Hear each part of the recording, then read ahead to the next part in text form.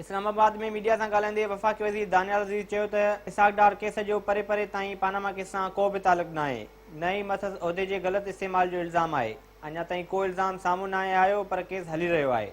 इसाक डार के ऊपर किसी किस्म का कोई जो रेफरेंस है वो किसी पब्लिक फंड के बारे में नहीं है। इनके जाती कारोबारी मामलात हैं। जो रेफरेंस नैब के एक्ट के तहत किया गया है यहाँ पर उसको इंटरम रेफरेंस का दर्जा दिया गया है। यानी हमें अभी तक ये मालूम ही नहीं है कि हमने किस जुर्म में इनको धरना है, लेकिन ये फैसला कि हमने इनको धरना है। हुन चयो त जल्दी जल्दी में कम करण जी कोशिश कई पई वञे, का शइ न मिली त फ़ैसिलो अकामे ते कयो वियो ऐं हाणे सबूत ॻोल्हिया पिया वञनि। दानियाल अज़ीज़ चयो त तासुर ॾिनो वियो त ग़रीबनि जे टैक्स वारनि पैसनि ते धाड़ो हयो वियो। अॼु नेब प्रोसिक्यूटर शाहिद खे ॻाल्हाइण न ॾिनो, झिरकी बि पर थी हणे त चवनि था त सुप्रीम कोर्ट ते हमलो कयो वियो। मुमलिकती वज़ीर अनुशा रहमान मीडिया सां ॻाल्हाईंदे चयो त सुप्रीम कोर्ट जा फैसला हुकुमनामे जे इंतज़ार में आहिनि। छा मुशर्रफ ते अदालत जो ज़ोर नथो हले?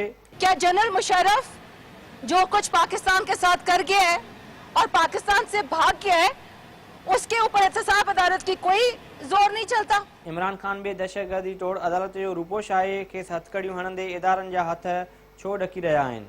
कि इमरान खान जो दहशतगर्दी की अदालत का मफरूर मुजरिम है वो दंदनाता फिर रहा है।